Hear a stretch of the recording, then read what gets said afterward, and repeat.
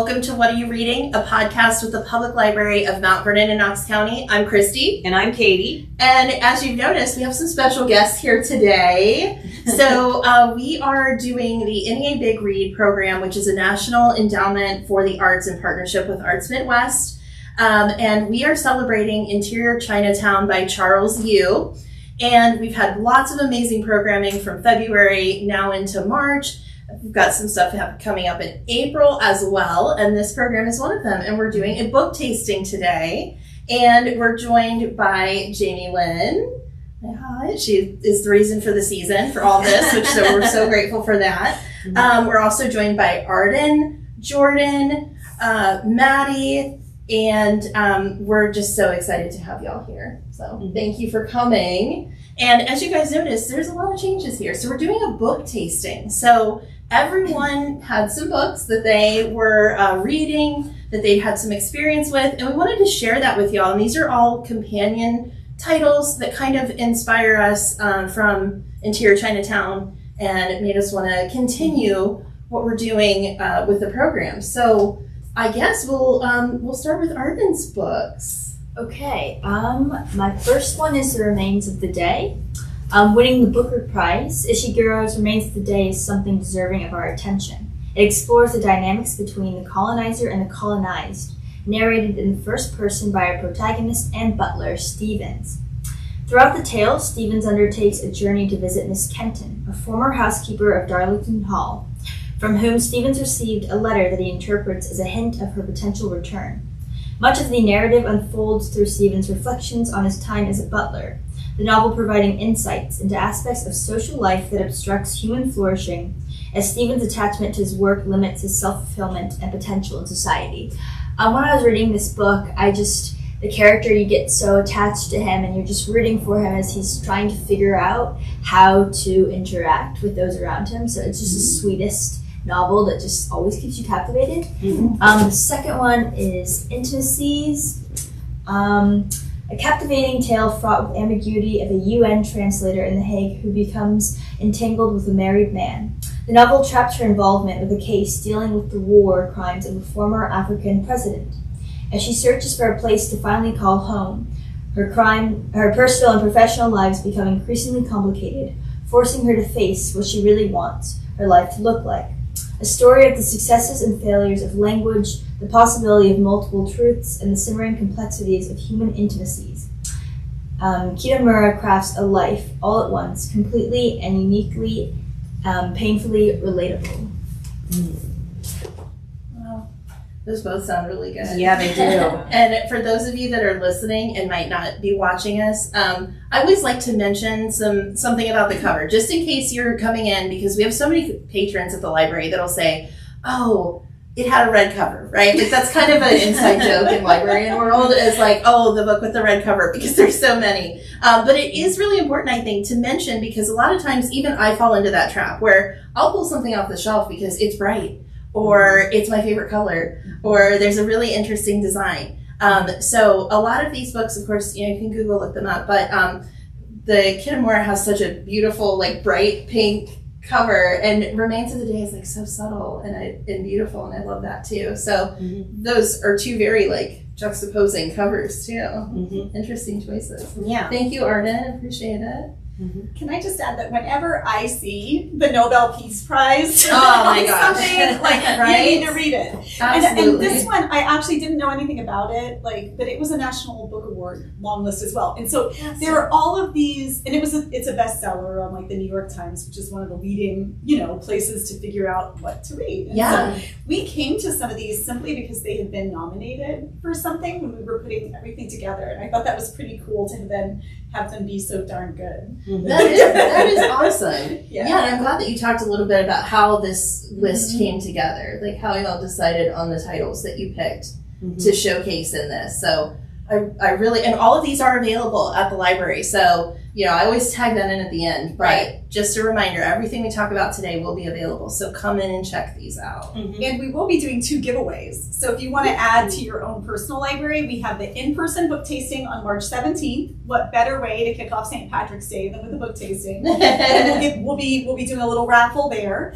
And then anything that's left over, which there will be plenty, will go to our NEA book browse, which is part of our closing celebration on Saturday, April 12th at the BFAC. Awesome. So there's opportunities for you to build out your own library, and then you can put your Post-it notes in it, or Exactly. dog-ear the pages if you're a total sinner. Yes.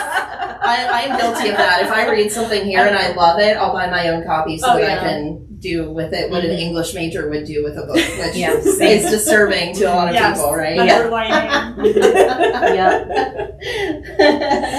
Well, thank you so much again, Arden. I appreciate that. And we'll move on to Jordan. So what titles do you have? Oh my gosh. Okay, so I guess piggybacking off of the whole getting your own copy so you can annotate or dog ear. This book, 1,000 Times Before by Asha Thanki, is one of my favorite books, and I started reading it because my girlfriend annotated a copy for me, and I just love how much this book is such a good reflection on art and human relationships. The protagonist, Nadia, she's deciding whether or not she wants to have children with her partner. And in order to do that, she has to go back into this backstory that her family has of like art and memory. And all of this art and memory is translated through a tapestry.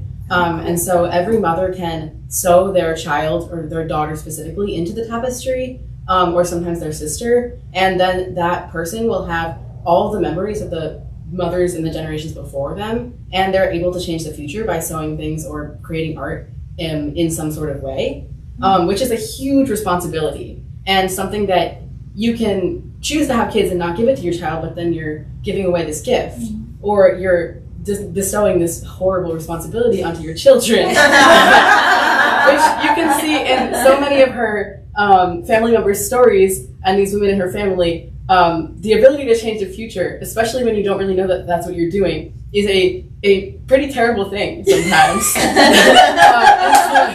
So this book definitely reflects on the good and bad parts of this power and what that means for her and her partner as they go forward with their life. And I just think it's such an amazing and beautiful reflection on motherhood and art and how generational trauma can pass between you and your family. Wow. That sounds awesome. Yeah, it sounds really good. And the cover is also very vibrant and beautiful. It is. Lots of teals and oranges and yellows. Yeah. So, Yeah. If you're looking at it, it's a bunch of faces in one face. Oh, wow. I That's did not. amazing. I did not see I that. did not see that before. So I this said, is a you were face, totally and right. This is a face, and this is a face. Yeah. That's Yeah. pretty cool. That's Yeah. cool. Book cover energy day is what Totally. I'm all about aesthetics, so. beautiful book covers. That's how we picked them, actually. Yeah. Forget the Nobel. As you said, yeah. Is it pretty? Okay. What was your next choice, Jordan? My next choice was Ghost of by Diana Quinn Nguyen. If you're looking at this cover or you're looking for it in a library, it's like a sage green tennis court, and there's a shadow of a boy. And this book is a poetry and photo collection, sort of like a multimedia exploration of this author's brother's death and how she experienced it and how her family experienced it. And there's a lot of like personal photos of her family in here intertwined with poetry in like a very artistic way. Like that's so neat. And I just think that this book is so lyrical and beautiful. And if you are looking for something that is not necessarily easy and is pretty heavy, but is very beautiful and artistic, this is a really good pick. Well, I thought so too. I read a lot about grief and with my experiences in my own life, and I thought that this sounded like something that I could really dig into. So I'm glad that one made the list. So I was unaware of it until today. So that's going on the TBR. Yeah, definitely. Yay! Well, thank you, Jordan. Appreciate it. Great picks. Do you have? Oh, did you have H Mart too? Or Yes, crying I in H Mart? Okay. This one I had read, so I was really excited for the discussion. Okay, so this is Crying in H Mart by Miss Hilzahner, who you might know is like the singer and creator of the band Japanese Breakfast. And they're pretty popular. So if you're interested in Japanese Breakfast, this book with the notorious red cover, it's like an essay collection / memoir, and it explores grief over her mother through food and trips to the grocery store, which is called H Mart. And I think that this is a really pretty easy read, but something that really dives deep into her life and her experience with food and with her culture and with her mother. So this is also a really great read. Yeah, I definitely enjoyed that one. I was really excited to see that it was on the list, and it's been a while since I read it, but that was kind of a social media one where I kept seeing all of these reels or TikToks or whatever about it, and so I had to pick it up and was not sad about that. I think it's really interesting that Arden's and Jordan's books kind of like the pair and the three of them all kind of have similar themes. Yeah. Oh, Like yeah. almost like you did it on purpose, but I don't think you did. It's like, Don't underestimate us. Oh, that's fantastic. Thank you so much. So, Maddie, what books did you have on the list? Okay, my number one. This is actually my favorite book ever. It's Bliss Montage by Luna. Ooh. And it is, you can't miss it. The cover, it has a bunch of oranges on it and white lettering. And it was named the 100 Notable Books of 2022. So it's not just me that likes it. Okay. And basically it's a collection of 8 short stories that kind of blend fantasy with reality. Like for instance, there's one called Los Angeles, which is about a woman that lives in a house with like 100 of her ex-boyfriends. oh wow. And then there's, which sounds nightmarish. Yeah. And then there's another one, G, which is about a woman and her friend who take a drug that makes them invisible. Oh, wow. And so she kind of uses the surrealism and she stretches the comprehensibility of the English language to really like communicate these real truths about identity, specifically race and gender, in modern contemporary politics. It's incredibly interesting and so beautifully written.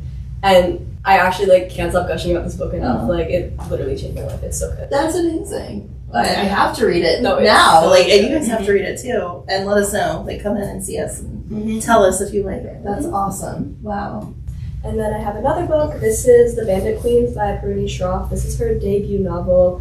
And it's a black book with really vibrant lettering and 2 pairs of eyes. It's a dark comedy about a widow named Gita who is accused of murdering her husband who disappeared. She didn't do it. She says she doesn't. She says that she didn't do it, but no one believes her. But classic. And she kind of uses her reputation to garner attention for her jewelry business. Like everyone in town is so scared to not buy from her because they think that she's gonna kill them. But then she gets attention from a lot of the women in the community that have abusive husbands, and so they're asking her to kill their husbands for them. And yeah, so her reputation becomes kind of this double-edged sword, and she builds this network of relationships and friendships with the women in her community. And the subject matter is pretty dark. It's very funny, which I think because it follows these female dynamics so closely, and so that kind of does become like a light in the dark, like as anyone that has like a lot of women friends can understand. Like just the way the dialogue is written is so sharp and witty, and the characters are so likable. Yeah, it was just a really, really great read. Oh, that's awesome. Wow, those sounded really good too. Like, my TBR is going to be so long, you guys. Yeah. Like, I already have so many like books just stacked. But Yeah, so far I don't think there's been one that I'm like, No. no, I don't think I want to read that. yeah, this is When you going to be a admit it problem. on the podcast. Yeah, I would read them all. For sure. We're gonna have a lot of content coming your way, guys. Wow. Well, Jamie Lynn, we've gotten to your portion here. So, as you can see, there's a stack in front of her. So, I got a little carried away. I'm a recovering academic, and so like 2 books, no. I do too, when you can do 14. 14. But because I've got quite a stack of things here, I'm going to bookend this with Ohio writers, which I think is kind of cool. So one of them, I ordered these so that I could read them, and it may be a little bit like not cool to do this, but I think it's actually very cool because there is a writer from Cleveland who has a murder mystery series Fantastic. based on that. She's Asian American, but she's from Cleveland, Vivian Chen, and they have great names: Wonton Terror, Egg Drop Dead, Murder Lo Mein, and Dim Sum of All Fears, which is my personal favorite. Those And are I just think fantastic. that these are like, if you are not feeling the heavier stuff and you're a series reader, I wanted to bring in something that was kind of like a little something for everybody. And also shout out, we have like fantastic Ohio writers We do. that we are covering in this project. So that Yes. is my first one, my first stack. And this is my new TBR because they're fresh off the Absolutely. presses, baby. Gorgeous. They're adorable. Yeah, So- who doesn't love a good cozy mystery? Right. That's Absolutely. really like more what they are, and maybe for younger readers, I thought that would be another good entry point as well. My introduction to Asian American literature, because I grew up here in rural Ohio, and like my school textbooks were so old that my mom's name was in some of them, and this is like the 80s. And they were saying stuff like, someday we'll put a man on the moon. And by then they had already put a woman. So like, so in space anyway. And so Yeah. there just was, I had a wonderful English teacher who inspired me to become a English major. But it wasn't until I went to college, I think, that I really read like my first Asian American author. And I feel so lucky because it was my favorite book, one of my favorite books of all time. It's called The Woman Warrior. It's by Maxine Hong Kingston, and it's just a classic. And she is first generation, and she talks about secrets, and she talks about family stories and what can and cannot be said, and it is so good. And she also is like a little weird artsy kid, so I felt very seen when I read it. And I just think that it's an amazing American story, and I just really loved it. So I wanted to start with this one because that was my gateway drug, if you will, because it was a slippery slope. Oh yeah. And then the other ones, I'm just going to kind of go through in the order. They are sitting in front of me. This is my most recent read, and it is called Yellowface, and it's by Rebecca Kwong, and it is hysterically funny. I think it's another one that may have like a little bit in common with the Bandit Queens because it's got a bit of an edgy take. Two writers are friends. One of them, June Hayward, witnesses the accidental death of her friend Athena, and then, like a good friend, steals her manuscript and pretends to be an Asian writer. And it goes from there. And that's all I'm going to say. Wow. Pick it up. I could not, like when I was reading this, I would have I audiobooked it. And my husband would come in and I'd be like, shh, shh. Let me get to I need 3 minutes and 33 seconds. Yes. Because it was such a wonderful page turner. And it's just such a send up of everything from like, the femme fatale, right, to publishing and its many quirks, to just the way we think about class and race and access. I loved it. I thought it was such a great story, and also about like when you tell a lie and you're in a hole, you should probably quit digging. Absolutely. And all I will say is this character goes and buys extra shovels. So it made the book so good.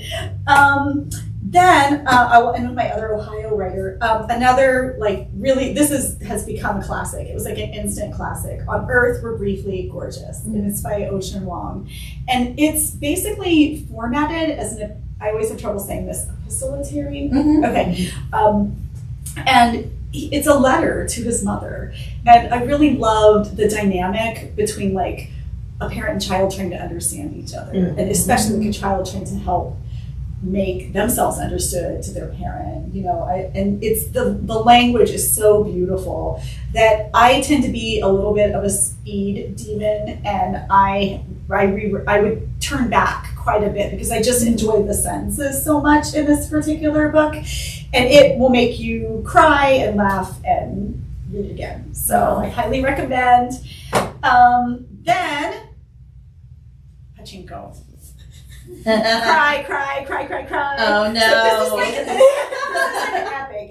I am a complete and total sucker for like intergenerational tales. Because we lived intergenerationally. Like when I think I lived intergenerationally for like 2/3 of my life. So my family does that. And it's not that common really, but like gives you all of these different perspectives, and you hear all of these stories, and this just feels like you're both like walking around with people that you know, and you learn all about you see their heroism, you see their cowardice, you see the ways that the family changes over time because of war, because of poverty, because of migration. And I think that it's both like historically important. Right. And I'll be honest, I am not a Gone with the Wind fan. At all. Like, go read Colson Whitehead instead. I prefer a less, a more unvarnished and realistic portrayal of times like that. But that's what this book does. But it still inspires you and brings hope and keeps you reading. And I just think it's an incredible, incredible story. When I first saw it, I was like, 30-hour audiobook. No, it's not that long, but I'm exaggerating a little. But it was worth it. I would do it again. So I highly recommend Min Jin Lee. Last one, The Museum of Failures is my last one. This 3D Ubergard is in Columbus, Ohio. Oh, wow. Amazing author. And one of the things I wanted to share about also how we picked the list, right? We don't have a huge Asian American population in Knox County, but we have people from all over Asia. And so we took a very pan-Asian approach to this. And so I didn't want to just stick with like only Chinese American or, whatever. We wanted to look at like lots of different experiences. And so this one is so good. And Remy is trying to have a baby with his partner and wants to adopt. And then it gets very complicated. And aunties get involved, and pray for Remy. Lots of stuff going on in this one. But it was another one. It's so much guilt and love, and there's still joy in it, and there are all of these dynamics that I just felt like so drawn to. And what I really think that we tend to forget when we're talking about what I jokingly call like hyphenated literature is that these are just human stories. Yes. And stories are what make us alive, and stories are what keep us going. And so I think that I personally as a reader, like I gravitate towards these storytellers because they're wonderful storytellers. And so that's really how we curated the book list. I had a big list. The interns brought some things in that they had read, and I had some things that didn't make it, believe it or not. So some honorable mentions. Right, honorable truly. mentions. We can recommend more books for you if you're not exhausted. Yes. But these were really my favorites out of the favorites. So That's fantastic. Thank you for letting us come today and thank share you for these participating. things. So. I really appreciate it. It's so much fun to have other people on the podcast and have voices heard from all around Knox County, all around the country. Like it's really important that we share these things, and that overarching theme of where we live for the NEA Big Read this year. I think that this is such a great scope to showcase where we live, because we're really blessed here in Knox County with just such an amazing mixture of experiences, and it just all comes together here at the library, which makes it even more of a magical place outside of just our stories. For sure. Yes. So thank you so much. Thank you for appreciate having it. us. Thank you for coming. Thank you guys so much for tuning in. Like, share, subscribe. Please check out our website, www.knox.net. We have an NEA tab on our website. Click that. You'll get all of the content, all of the scheduling. And of course, we'd love to hear what you guys think. So comment below. Stop in and see us in person. We have lots to recommend, lots of beautiful books. So we'll see you in the next one. Thanks. Bye. Bye.